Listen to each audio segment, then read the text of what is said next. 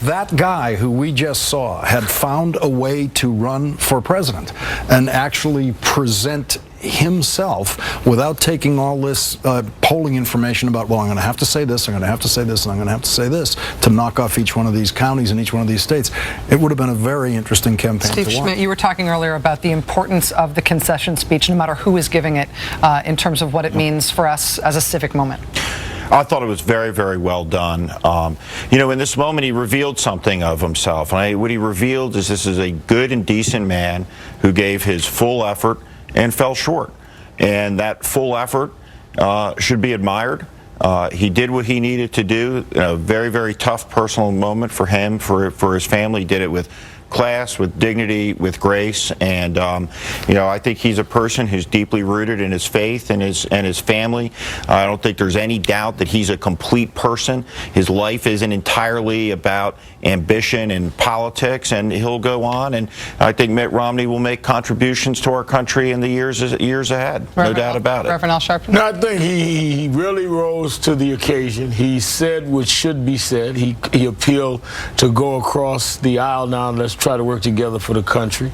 And he made no excuses. He said we left everything on the field, and I thought that was an important thing. He made no excuses, and I would hope that the leadership of his party does what he said, because regardless of my feelings earlier tonight, he did say what I never thought he would say, and I give him credit for saying it, and I hope that this begins a new dialogue in the country. We'll see. You know, he's a stand-up guy to Paul Ryan in this regard. There's been a lot of chatter in the last few days about Christie, about Portman. Maybe he wasn't the right selection.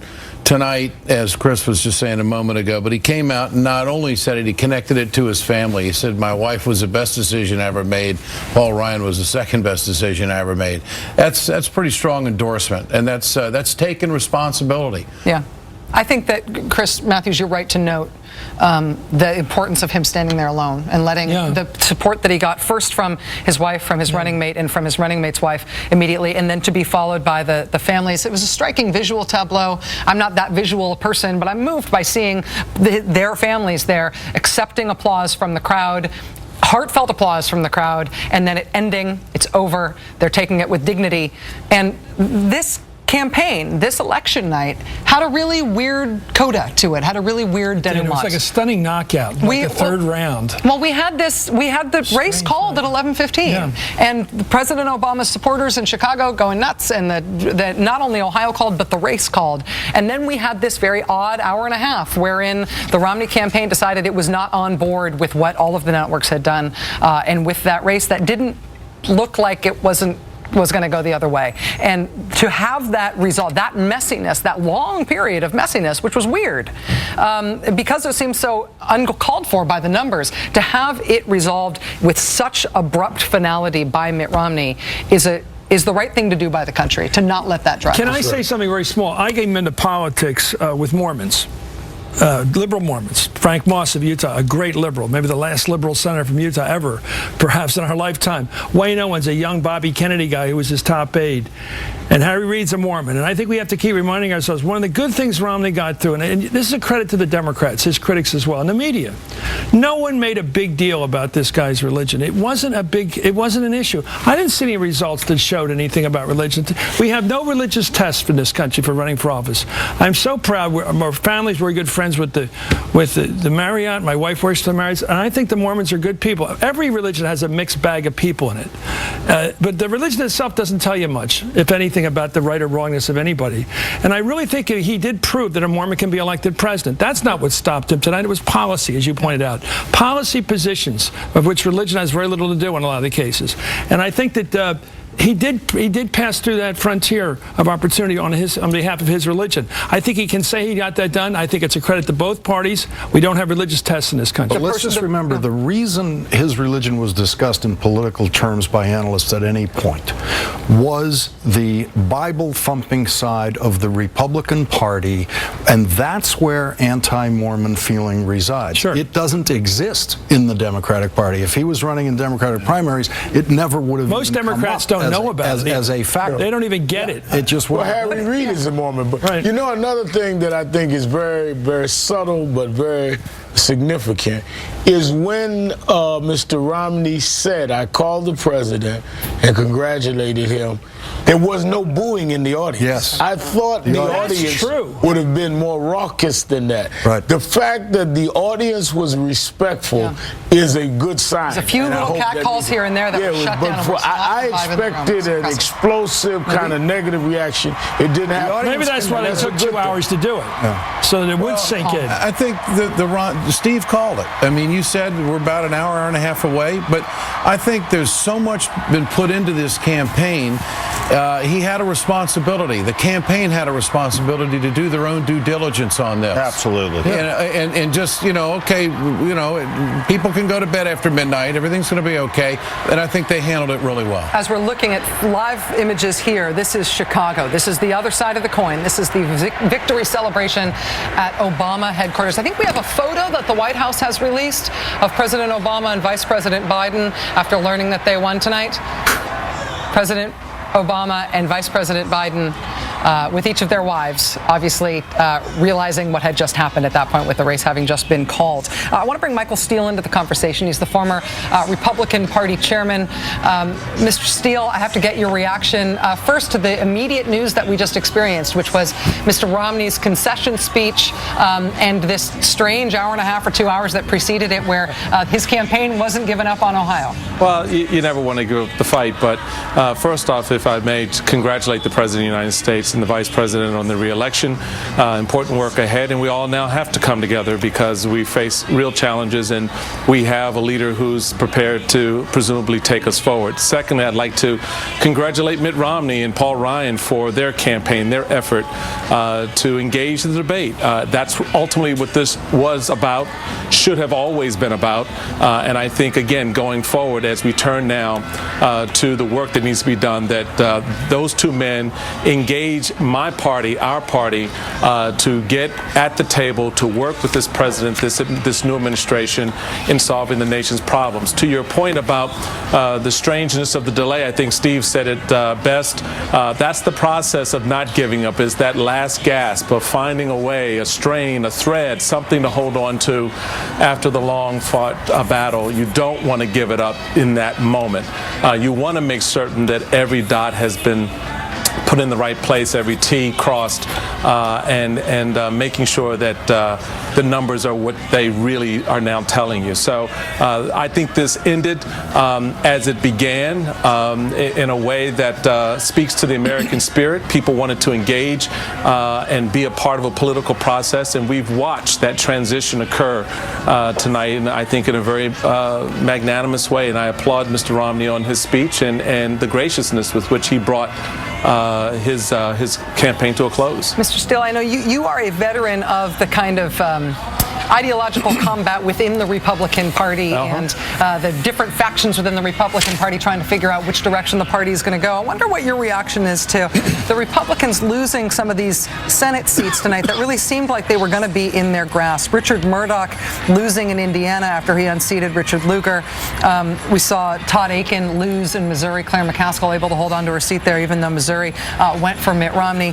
Some opportunities here for the Republican Party that they lost seemingly not just in a blue tide tonight, although there was a bit of a blue tide, but specifically because they picked really far right nominees. What's the consequence of that inside the Republican Party? Well, I think that the electoral spanking is profound, and when you get your behind spanked the way we've been spanked tonight, you have to pay attention to the reasons why. You have to listen to what the American people have said tonight, and I want to be very clear. I do not think this was so much a rejection of conservatism as it was a rejection of the way we presented the conservative argument, the way we came off and our argument fell flat on the hearts and the ears of a lot of people who thought that we were not sympathetic, that we were not really prepared to fully engage. That's a fault and a failing on our part as a party. When I look at what we did coming out of the ash heap of 2006 and 2008, to win in 2009, to turn the argument around, to engage the American American people on big ideas, whether it's on health care or cap and trade or whatever it happened to be. And to watch that momentum, that energy squandered in many respects over the last 2 years, I think it's a profound and important wake-up call for the party to understand America is changing. And to this point, Rachel, and I think this is something the panel really appreciates tonight in many ways, we saw history unveil itself before our very eyes in that for the first time in our nation's history, the President of the United States was elected by a minority of Americans. And that to me says something even more profound than the election itself, and that is that as a party, we must recognize the moments are passing us by quickly as we look at the fact that over 50,000 18-year-old Hispanics turn 18 years old in this country every month. And you look at that over a year, and you look at that over 10 years, are we really prepared to give up generations of voters and not engage them? I don't think so. And certainly I think that this is an important wake-up call, this little bit of a spanking we got tonight, because no one really saw this coming this way. The momentum said something very different, but the American people made very clear they had a different message for both parties, I think. Michael Steele, thank you for being with us tonight. It's late, I know, and it's a tougher night for Republicans to stay up tonight than it is for Democrats. Thank you, sir. Appreciate having you here. As you see, nobody's tired in Chicago right now. The celebration there is both a celebration of what has already happened, a reflection of the fact that Mitt Romney has put the kibosh on whatever it was his campaign was complaining about with the Ohio results and has conceded the race directly and in very gracious fashion. That is done, and what remains to be done tonight is a victory speech by President Obama. It is after 1 a.m. on the East Coast. Even on the West Coast, this is going to be a late-night speech for this president. But it's a very important speech. I mean, you've heard different takes on what needs to be done in this speech tonight just from the different people on this panel in terms of what people are looking for from this president. I think that personally I expect a conciliation moment in terms of bringing the country together. I think that's de rigueur for any president elected in even moderately competitive circumstances. What remains to be seen is how much he talks policy and how much he talks second-term agenda, or whether this is a big ideas and not details speech. But we are awaiting President Obama's speech right now in Chicago. I want to go to Chuck Todd, who's looking at the races that still need to be called. We still do not have presidential election race results in Florida, in Virginia, or in Nevada. Chuck, what can you tell us about what's still outstanding? Well, I can tell you why we haven't called Nevada yet, and it's simply this. We just don't have any vote yet out of Washoe County, and as soon as we do get some, and it comports with what our models believe it to be, it probably won't take long for us to go ahead and call that for the president. He obviously has a huge lead in out of Clark County, which is something that we expected. Out of Virginia, look, I've gone through everything that's available. The president's lead now is over 60,000 votes with what remains, and it is scraps of precincts all over the state. But with what remains, it is hard to imagine how Mitt Romney makes this up. There's still vote left in Fairfax County. There's still a lot of vote left in Portsmouth, another area where the president did well, down there in the Hampton Roads area. So there's just hard to imagine how the president's lead, he loses that lead there. But look, it's going to be very close, and we're going to wait. And then finally, Florida. The bad news out of Florida tonight is Miami-Dade's apparently not going to count all their vote tonight. They've already announced that. It's not going to happen, so we're not going to have a full count from them. But again, it's the same story.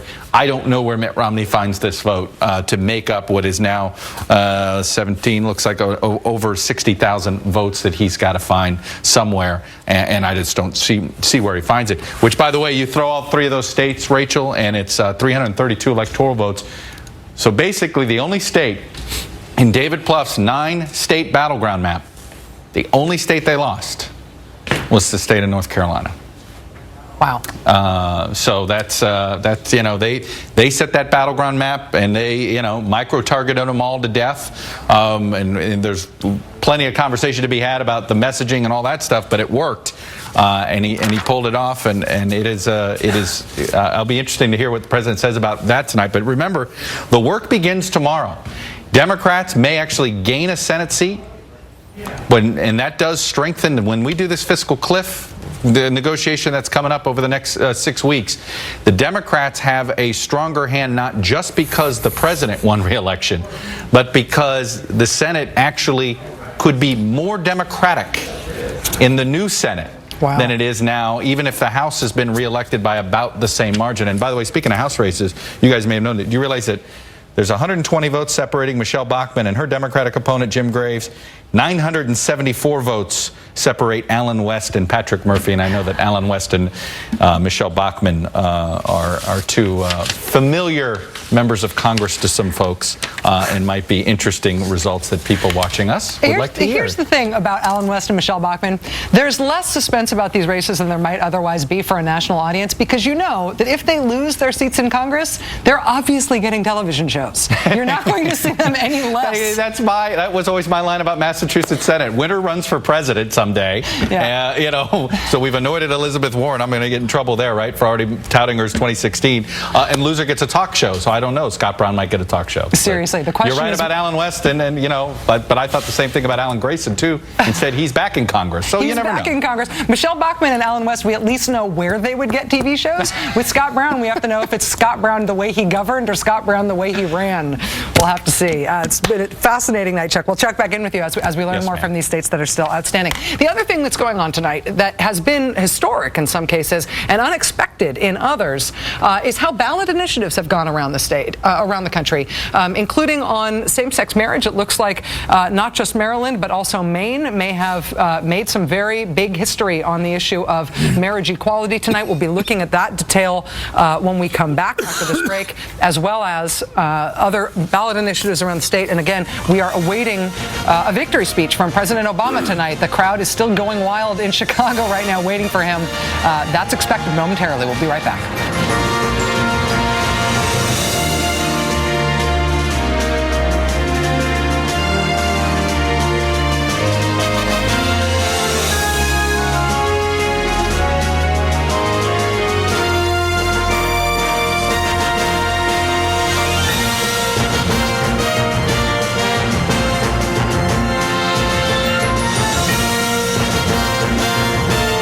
MSNBC, the place for politics, welcomes our global audience to our Election Night Coverage 2012.